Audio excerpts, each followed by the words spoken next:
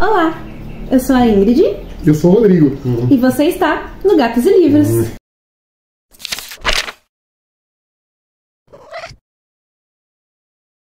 Oi, pessoal! Hoje eu estou aqui com um convidado muito especial, que é um dos melhores professores de matemática que eu já conheci na minha vida. O meu ex-colega de trabalho, Rodrigo. Muito bem-vindo, Rodrigo. Obrigado.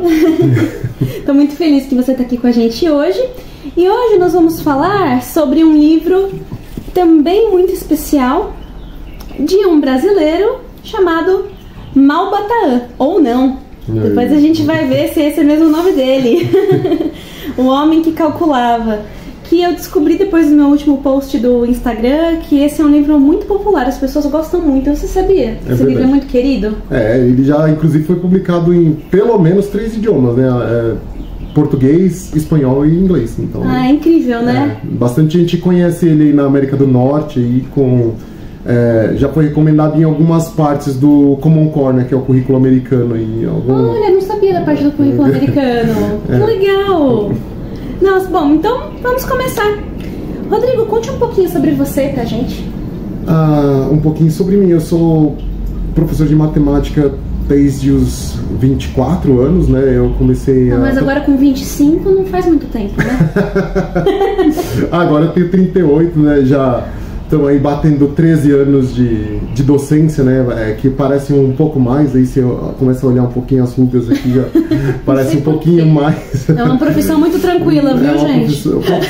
Profissão ultra tranquila, né? Mas é muito bacana trabalhar com a docência, porque a gente vê o brilho no olhar do aluno, né? Quando a gente está ensinando matemática e aquilo faz sentido para o aluno, né? E o fato de eu ter tido essa oportunidade de trabalhar em escolas internacionais também me agrega muito o entendimento de matemática em outras culturas, né? Assim, onde talvez em culturas onde o paradigma de aprender matemática ele seja menos intenso, né?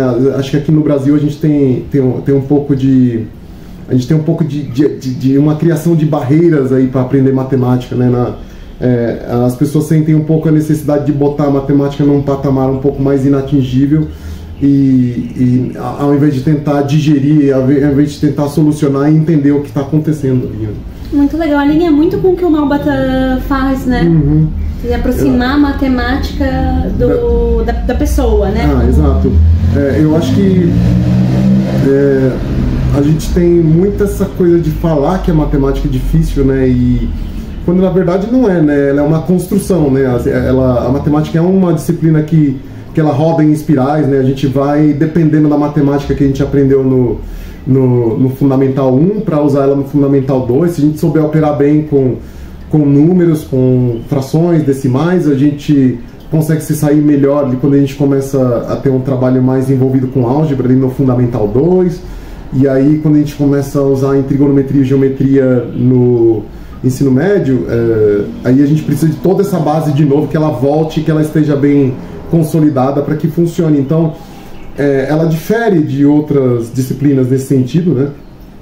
Porque eu posso muito bem ser super especialista em Império Romano e não saber nada de história do Brasil, por exemplo, né? Mas em matemática é muito pouco provável que você saiba zero álgebra e que você consiga se dar bem em outros tópicos, por exemplo, entendeu? Então é um pouco mais difícil de isolar os tópicos em caixinhas, né? A gente tem essa interdependência, o que torna essa talvez seja o grande desafio de aprender matemática, né? E além de professor de matemática, o que mais o Rodrigo é? Eu sou marido da Karina, né? Minha esposa, ela é uma microempreendedora. Ela é nutricionista, ela trabalha bastante. Eu sou pai de 2 meninas, a Gabriela de 8 e a Isabela de 5 anos, né, que no momento já estão tendo aí seus lampejos matemáticos aí, né, eu vejo a Gabi aprendendo tabuada, né, e eu acho fantástico a maneira que ela está aprendendo, que ela constrói a tabuada ao invés de memorizar a tabuada. Né? Não é mais uma tabelinha pra gente decorar? Não, agora ela entende, por exemplo, que 8 vezes 2 é 16 e que 8 vezes 6 é 3 vezes isso. Então ela faz 16 mais 16 mais 16 e ela começa a entender que 8 vezes 2, 3 vezes é a mesma coisa que 8 vezes 6, né? Então, isso é muito bacana, assim, eu acho que começa aí o pensamento matemático, não é... em matemática eu falo isso, essa coisa de ensinar no sistema internacional trouxe um pouco isso, né? Os alunos são, na maioria dos exames oficiais, né, eles são permitidos usar algumas fórmulas, né, como se fosse um livreto com fórmulas, e justamente é para tirar esse viés de que a matemática é sobre memorização, né? Se o aluno entende aquilo e sabe aplicar adequadamente aquelas fórmulas, ele vai sair bem no exame, entendeu? Assim, não há uma necessidade de uma memorização massiva de conteúdos, assim, é mais sobre o entendimento. E você esqueceu de contar que é ninja. Ah, é verdade, né? Eu treino karatê há alguns anos, eu treino karatê desde o ano 2000, então estou completando 24 anos aí, dia 9 de julho, daqui a um mês, 24 anos de caminhada no karatê. Eu acho que é uma coisa que me ajudou bastante, né? Assim, porque parece que não, mas tem a ver um pouco com a matemática, né? Quando eu falo de resolver problema, de enfrentar a dificuldade, o universo da arte marcial tem isso, né? De que você vai ter que melhorar a sua técnica para conseguir superar uma dificuldade, superar um adversário ou fazer aquela execução técnica melhor do que você estava fazendo antes. Então tem um pouco, eu acho que tem uma conexão, para mim tem uma conexão bem forte, assim, a maneira como eu lido com a arte marcial e a maneira como eu lido como a matemática me ajudou a lidar com a vida. Nossa, que profundo! Vamos para a nossa segunda pergunta, então. O que você gosta de ler, Rodrigo? Na verdade, eu não sou um super leitor, né? Eu vejo pessoas aí, alguns posts na internet, até mesmo a minha esposa, né? Ela lê um livro por semana, a cada 2 semanas, então eu não tenho essa mesma frequência, né? E eu já tive momentos diferentes aí ao longo da minha vida. Eu gostava muito de mistério quando eu era adolescente, né? Então, aquela série Vagalume, eu tinha alguns volumes em casa que meu pai havia ganhado do patrão dele, e eu li O Escaravelho do Diabo, achava muito legal. Nossa, que memória desbloqueada! Eu achava muito legal, assim, era um livro que começava com um crime, e aí de repente, nessa série Vagalume, você abria a página e tinha... Você vinha lendo e de repente abria uma página, tinha uma figura de um homem morto com uma espada no peito, e eu falava, nossa, que chocante isso, e isso te instiga a continuar lendo, né? E aí depois chegou a época do vestibular, né? E no vestibular eu acho que na verdade eu não teria conseguido gostar da literatura do vestibular sem a ajuda dos meus professores de literatura, porque encontrar sentido naquilo que foi escrito, que é uma literatura bem rebuscada, cheia de nuances, com muitas mensagens nas entrelinhas e no contexto histórico a qual ela foi escrita, era muito difícil, eu não conseguiria fazer sozinho, né? Então, por exemplo, entender por que Brás Cubas é daquele jeito, entender Macunaíma, entender a Hora da Estrela, eram umas tarefas bem complicadas, assim. Então, eu fiquei muito feliz, assim, eu fiz 2 anos de curso pré-vestibular, e eu fiquei muito feliz ao fim desses 2 anos de ter lido quase todas as obras que eram sugeridas para o vestibular da FUVEST, né? Porque eu acho que isso sim desbloqueou uma maneira de ler e interpretar textos, né, de uma maneira um pouco mais sofisticada, né? Eu acho que não é nenhuma dessas leituras que é sugerida para o vestibular é uma leitura rasa, né? Então bota a gente para refletir, para pensar, né, na existência humana, enfim, em vários outros aspectos da sociedade. Então acho que essa fase do vestibular foi muito rica para mim. Eu acho que eu tirava um bom proveito das aulas de literatura, porque eu queria entender o que o autor estava dizendo, né?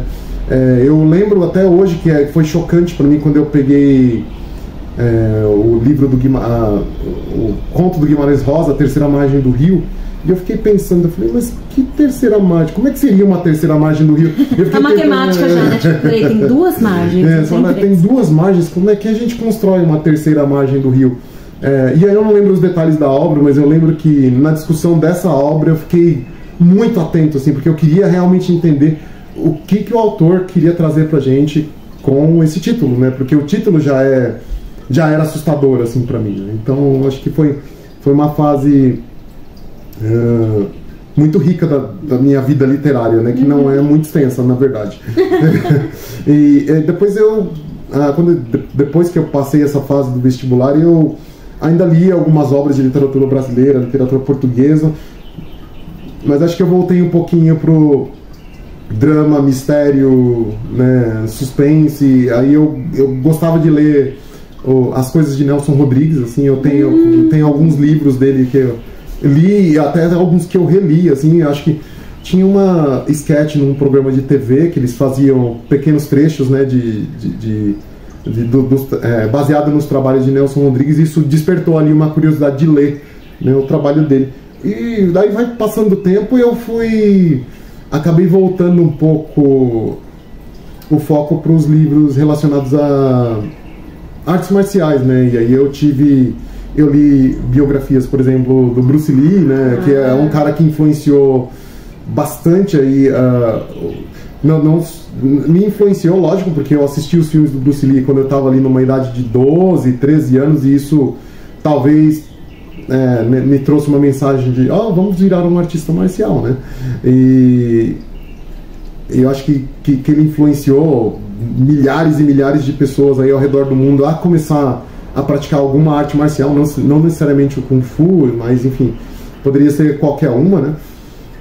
Eu li a biografia do fundador do estilo de karatê que eu pratico hoje, o Genshin Funakoshi, né? É o fundador do karatê Shotokan, e também para entender, né? Acho que eu queria entender quais que eram as dificuldades de você dizer que tinha uma escola de karatê lá no início do século XX, né? Como é que era isso? Como é que eu divulgo isso? Como é que, com tantos mestres ali, né, num período que era mais conflituoso, né, da nossa sociedade, como é que eu consigo criar um estilo de karatê sem criar conflito com o cara do bairro do lado, entendeu? E às vezes era difícil de evitar esse conflito e acabava que eles marcavam aqueles duelos e tal, mas eu acho que a história do Sensei Funakoshi é mais focada em como é que ele sistematizou o ensino de karatê. Isso também tem a ver com educação, né? Que eu falo que as coisas vão se amarrando, né? Ele precisou sistematizar o ensino de karatê. E isso foi sendo levado para as universidades, foi sendo divulgado não necessariamente para uma pessoa que vai viver de arte marcial, né, que era o caso de alguns mestres daquela época, mas para levar a arte marcial como uma ferramenta para agregar coisas na vida das pessoas, para agregar conhecimento, para agregar autoconhecimento, para agregar perseverança, né? Ensinar esse princípio de perseverança, de resiliência, e tudo isso acho que a arte marcial dá para a pessoa, né? Então foi interessante entender como que o mestre Funakoshi começou tudo isso lá no início do século XX, né? Que legal essas conexões que você faz. Eu deu até vontade de praticar uma arte marcial agora, para ver se eu fico uma melhor professora. Ajuda em algumas coisas, assim. Então, pergunta de número 3, sobre o que é o livro O Homem que Calculava? O livro, ele narra as aventuras do Berenice Samir, né? Ele é um personagem que ele vai fazendo um tour pela Arábia, um tour pelas Arábias, e em cada lugar que ele passa ele se encontra com alguém, com uma situação, ele vê uma rodinha ali da confusão, ele já se enfia e, coincidentemente, é uma rodinha da confusão discutindo matemática, entendeu? Então ele vai resolvendo aqueles problemas, vai ajudando com muita sabedoria e perspicácia a resolver esses problemas. E é um livro escrito em forma de pequenos contos, né? Assim, eu Sim. E tudo que vai aparecendo na jornada dele, ele vai resolvendo e às vezes até se beneficiando. Às vezes ele até ganha um camelo ali na... Verdade, né? É verdade. Ele não pede nada. Ele não pede nada. Mas ele acaba ganhando. Ele acaba ganhando, né? Então, acho que não tem como a gente falar sobre o livro, sobre essa história, sem a gente conhecer um pouquinho o autor, né? Então, conta pra gente um pouquinho sobre o Maupassant. Na verdade, Maupassant é um pseudônimo, né, do professor Júlio César de Mello e Souza. Ele nasceu ali no final do século XIX, em 1895, e morreu em 1974 em Pernambuco. Ele é brasileiro, né? E ele criou esse pseudônimo porque ele acreditava que se fosse um brasileiro contando histórias de árabes, ou histórias das Arábias, né, como preferia, não ia fazer sucesso, as pessoas não iam dar crédito para isso, né? E tanto que essa ideia acabou sendo validada, porque ele teve o livro dele divulgado em outros idiomas, né? Como eu tinha falado anteriormente, né? Teve o livro publicado em inglês, teve o livro publicado em espanhol. Então acabou que as pessoas, não sei se felizmente ou infelizmente, passam esse primeiro crivo na capa do livro. Ele fala, Malba-Tahan, então talvez ele seja um matemático, né, conceituado, ou é um matemático que eu possa acreditar que é matemático, e acabou que funcionou bem essa ideia do pseudônimo, né? Super, ele criou inclusive um tradutor falso, né, pra ele. Verdade. O Breno. Né? Acho que é esse o nome. O Breno. E você acha que ele escolheu ser árabe justamente pela questão dos árabes com a matemática, né? Tanto que a gente usa os algarismos arábicos, né, hoje em dia. Exato. Eu acho que tem essa coisa da história matemática nos arredores daquele povo, né? Assim, tem essa coisa dos algarismos arábicos, né? E a gente tem muitos registros históricos daquilo que a gente chama do início da matemática são feitos em povos dessas regiões, né? Tem também o desenvolvimento, por exemplo, da matemática na Índia, que é um povo que é reconhecidamente, né, digamos, apaixonado por matemática, né? Tem grandes nomes da matemática, por exemplo, o Ramanujan, que até virou filme um tempo atrás, né? São povos que eles têm um contato diferente, não só um contato diferente com a matemática, mas também eles têm alguns marcos históricos matemáticos, né? E eu acho que o autor, o Júlio César, ele acaba se beneficiando dessa reputação, né? Num bom sentido, né? Ele fala, eu vou criar o contexto onde a matemática já é mais reconhecida, né? Eu fiquei impressionada quando eu li esse livro. Eu reli, né, agora pra gente fazer essa entrevista. Sim. Mas eu tinha lido há muitos anos e adorado. E eu fiquei impressionada com o quanto ele conheceu a cultura árabe sem nunca sair do Brasil. É verdade. Né? E não ter uma descendência, né? Exato. E aqui, inclusive, o prefácio dessa edição, eu tenho a edição que é a 100ª edição do livro, ela é especial. E tem uma introdução do Mamed Mustafa Jarouche. E ele fala Malba-Tahan, ou como produzir um arabismo para jovens, né? Então ele é reconhecidamente pelos próprios árabes como uma autoridade na cultura. Eu acho que esse é um mérito incrível dele, né? Com certeza. Ele não, apesar de estar escrito em forma de contos, né, o Homem que Calculava, ele traz um contexto histórico mesmo, né? Assim, ele não faz uma coisa fantasiosa, ele não faz um plot fantasioso, né? Ele tenta trazer a realidade, dados históricos, culturais, religião, bem presente. Tem muita coisa presente que realmente é da cultura árabe, né? Então, eu acho que volta naquilo que a gente falou sobre o pseudônimo, né? De como é que, né, no ano em que ele publicou o livro aí, que foi mais ou menos 1900 talvez na década de 40 aí, alguma coisa assim, como é que eu vou convencer as pessoas de que eu sei tudo isso, né? Não dá, né? Assim, é uma pessoa que, como você falou, como é que eu vou transmitir o crivo de que eu não estive lá, entendeu? Assim, era muito difícil nessa época, né? Você transmitir essa confiança. O mundo não era tão globalizado. O mundo não era globalizado pra gente conseguir passar essa confiança sendo brasileiro. Hoje em dia a gente tem, claro, brasileiros que sei lá, falariam tranquilamente da cultura chinesa aí com muita propriedade, porque a gente passou por esse processo de globalização. A gente tem a internet que ajuda terrivelmente, né, nesse aspecto aí, né? Assim, facilita demais as coisas. Mas em 1900 em 1900 e alguma coisa, no início do século XX aí, a gente não tinha nenhuma dessas facilidades, né? Se a gente, sei lá, mandasse uma carta, ela ia demorar 2, 3, 5 meses para chegar aí em outro continente, né? Então, tudo isso é um grande mérito aí do professor Júlio César. Sim, uma pessoa incrível. Sim. É um fato divertido, eu contei pra minha mãe que eu tava relendo esse livro, e ela falou que na cidade dela, Cafelândia, aqui em São Paulo, no interior, travou tudo.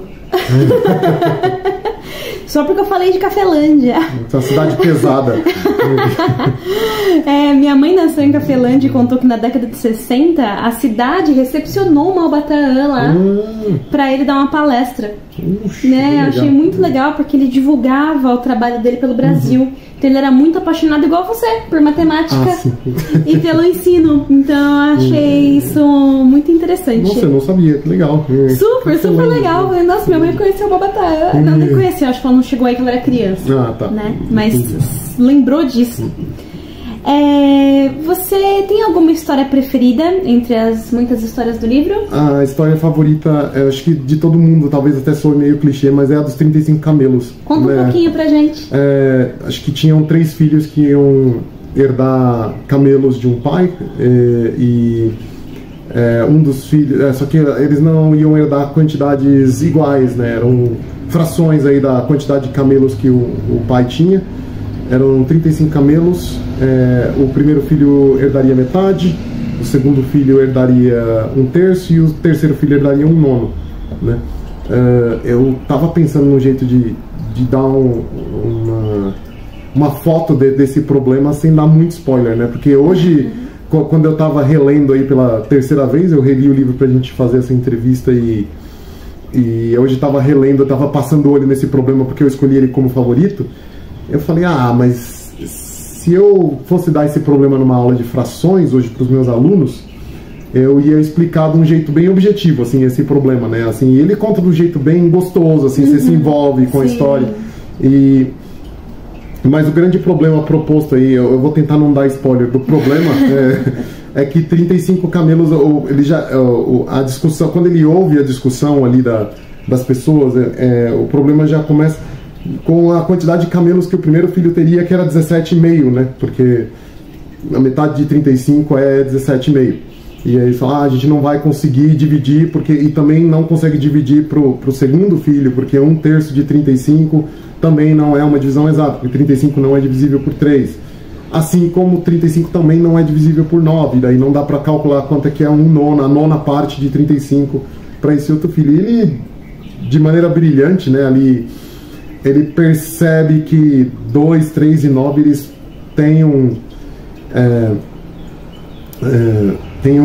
número que é muito perto de 35 e que eu conseguiria dividir por 2, por 3 e por 9, né? Então ele dá uma mexida, ele usa um artifício matemático para fazer essa conta e acaba no final da historinha ainda sobrando um camelo para ele, né? Então, agora o porquê disso, como eu falei hoje, quando eu estava relendo, eu falei, mas era só ter feito isso desde o início, né? Assim, ter feito essa continha simples. Se o testador tivesse feito essa continha simples da divisão dos camelos aí no início do problema, ele não teria problemas em dividir os camelos, né? Assim, mas ia perder o charme. Ia perder todo o charme. Então, quando a gente começa a dissecar o problema, é claro que ele fica um pouco mais objetivo, um pouco mais simples, mas é de um brilhantismo gigante esse problema, porque as pessoas ficam pensando, principalmente se você fizer a divisão decimal, né, que você pega a metade de 35 da 17,5, aí no livro você vai perceber que o primeiro filho acaba ficando com 18 e não com 17.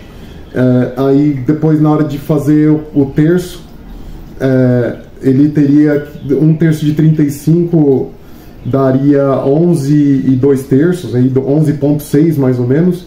Aí ele acaba dando 12 para o segundo filho, né? E ao invés de 11,6. E aí a gente tem que observar que o problema fica mais intrigante porque ele está arredondando todos os números para cima, né? E daí na hora de dividir por 9, 9, eu acho que ele tem um restinho aí da 9, daria 3 e uns quebrados, ele dá 4 camelos para esse terceiro filho e acaba, ainda que dessa soma do número de camelos dados, ainda sobra um camelo ainda. Fala, como é que você arredondou todos os números para cima? Isso é o que torna o problema interessante, né? Como é que você arredonda todos os números para cima e ao invés de faltar camelos, você sobra camelos, né? Então, milagre da multiplicação do camelo. Exato. Então, é um problema extremamente interessante. Eu acho que muitas pessoas que leram esse livro, imagino que várias vão citar esse problema como um que chamou a atenção, né? Porque você tem a simplicidade de operações com frações aí, que eu tinha falado aí, sei lá, do Fundamental 1, talvez os alunos no que a gente chama hoje de 4º ano, conseguiriam lidar com essas frações aí até com uma certa facilidade, 4º, 5º, 6º ano, né? Mas é um problema simples e que te intriga. Você fala, pera, você está arredondando todos os números para cima e ainda ao invés de faltar, sobra um camelo, né? Então acho que esse é muito legal isso nesse problema. Eu tenho 2 contos preferidos aqui. Um que é o dos números amigos.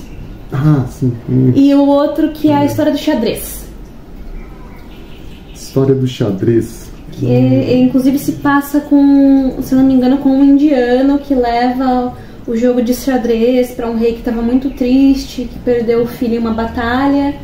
E ele cria esse jogo de batalha que é o xadrez para alegrar o rei. Tanto que antes não haviam torres, eram elefantes. Sim. Eu achei fantástico, eu queria um tabuleiro de xadrez com elefantinhos. Verdade. Eu acho que tem também o problema do quadrado mágico, né? Que assim, já se pensava em... Hoje em dia é uma atividade que a gente usa muito na escola, o quadrado mágico, né? Quando a gente está fazendo um treino aritmético, né? Assim, a gente quer que as crianças aprendam, treinem multiplicar, dividir, somar, de uma maneira um pouco mais divertida, um pouco mais lúdica, em forma de quebra-cabeça, e a gente insere o contexto de quadrados mágicos. Então, olha, a gente tem que botar de um jeito que as diagonais, as colunas e as linhas, elas somem ou multipliquem o mesmo valor.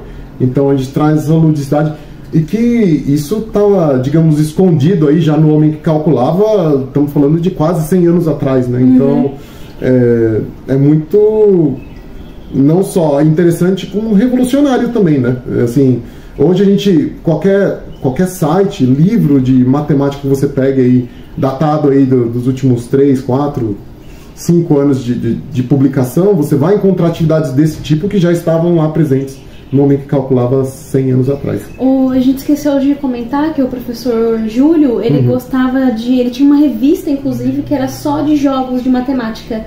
Ele era contra o método tradicional de ensino, e ele gostava de ensinar através de jogos, né? Que é uma coisa que a gente discute hoje em dia e que ele já há 100 anos estava fazendo, né? Com certeza. Eu acho que claro que eu não vou trazer o discurso de que a educação tradicional não funciona e nada disso, mas a gente pode inserir elementos no ensino, né? Assim, não é uma coisa...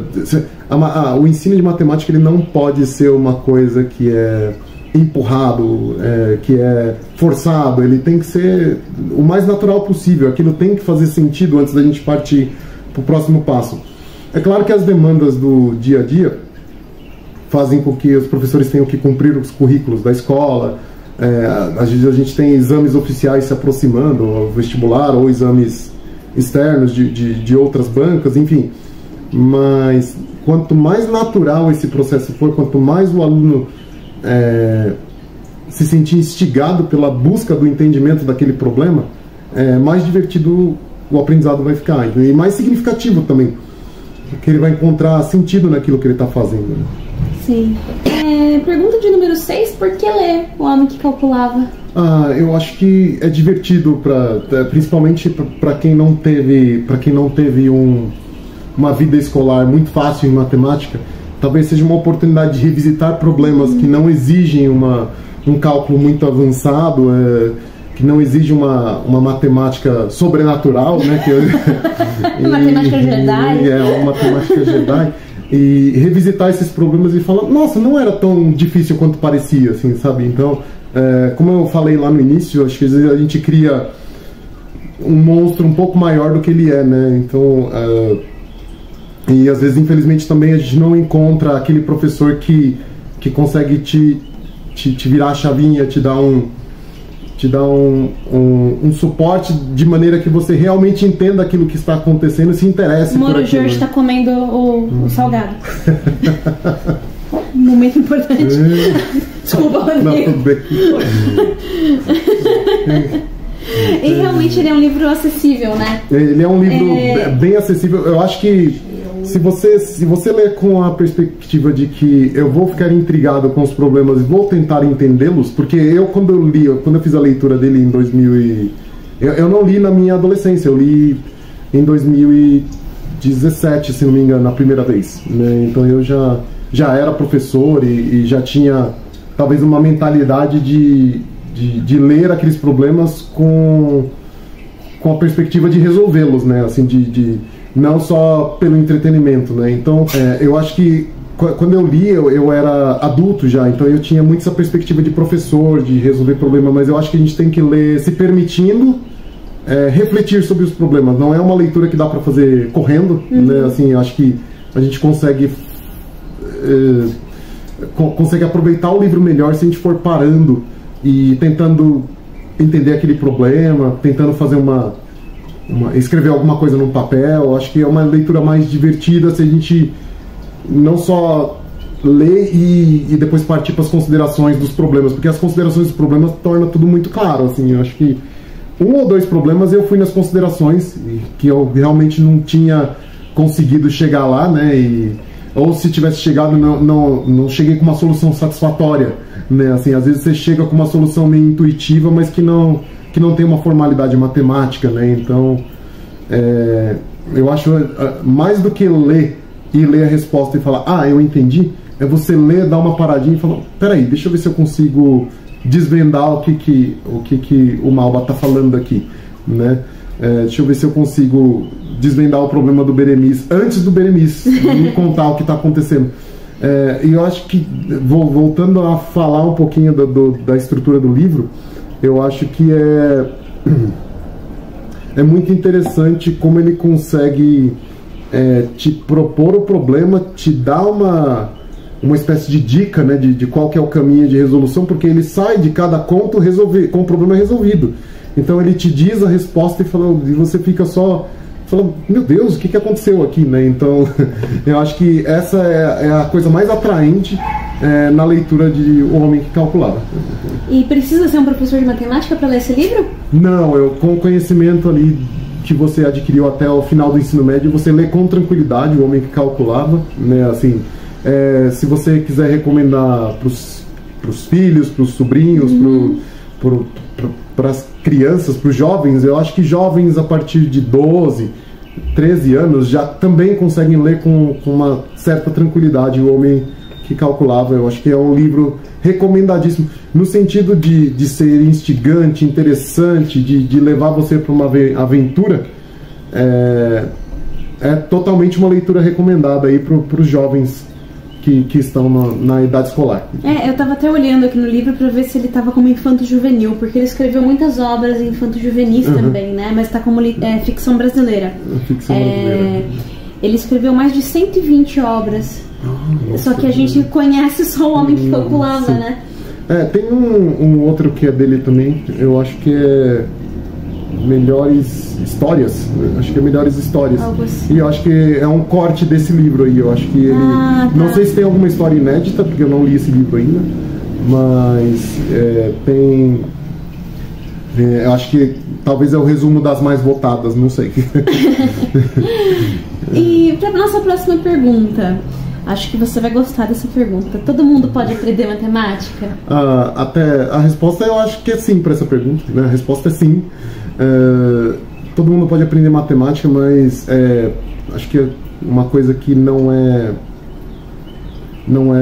imediata, né? A matemática não é um aprendizado imediato, né? Ela é baseada em em habilidades, em competências, né? Que é uma coisa que, se você for professor, ou se você for da área de educação, você vai ver muitas palavras por aí, mas você precisa ter uma certa habilidade. Não é habilidade no sentido de que você tem que nascer com essa habilidade. Não, você tem que desenvolver algumas habilidades ao longo da sua vida escolar que te permitam trabalhar com matemática, né? Todo mundo pode aprender a matemática até o final do ensino médio. É uma matemática acessível a todos em sua maior parte, né? Tem talvez uma área ou um tópico ou outro que sejam mais difíceis, né? Mais abstratos. E eu acho que talvez essa é a transição na qual a gente perde a maioria das pessoas, né? A transição do concreto, de quando a gente pode trabalhar com bloquinhos, com figuras, né, com exemplos desenhados, e a gente parte para uma álgebra pura, digamos assim, que é a resolução de equações, enfim. A gente começa a falar de gráficos também, então acho que talvez é ali que as pessoas não conseguem transferir essas habilidades aprendidas para um universo mais abstrato. Acaba ficando um pouco preso no concreto. E aí a coisa se perde, porque fica um quebra-cabeça incompleto, né? Então, eu acho que a gente tem que dar uma chance para a matemática. A gente não pode ter medo de ter dificuldades, né? Assim, a gente não pode ter medo de sentar e não conseguir resolver um problema, porque isso é comum para mim, como professor de matemática. E eu imagino para qualquer pessoa do mundo. Matemática não é trivial o tempo todo, né? Vai ter uma hora que você vai sentar e não vai conseguir resolver um problema, mesmo que seja, sei lá, um problema que é dedicado a alunos do 8º ano. Às vezes eu posso ler e ficar alguns minutos pensando, nossa, não consigo pensar numa maneira de começar esse problema. Isso é bem comum, inclusive, em exercício de Olimpíada de Matemática, né? A gente teve a edição da Olimpíada Brasileira de Matemática aí dia 4 de junho, e tem problemas que eu leio e falo, não sei começar esse problema, eu preciso começar a desenhar um diagrama, ou tentar começar a levantar algumas hipóteses sobre o problema, quebrar o problema em pedaços menores para conseguir atacá-lo de uma maneira mais satisfatória.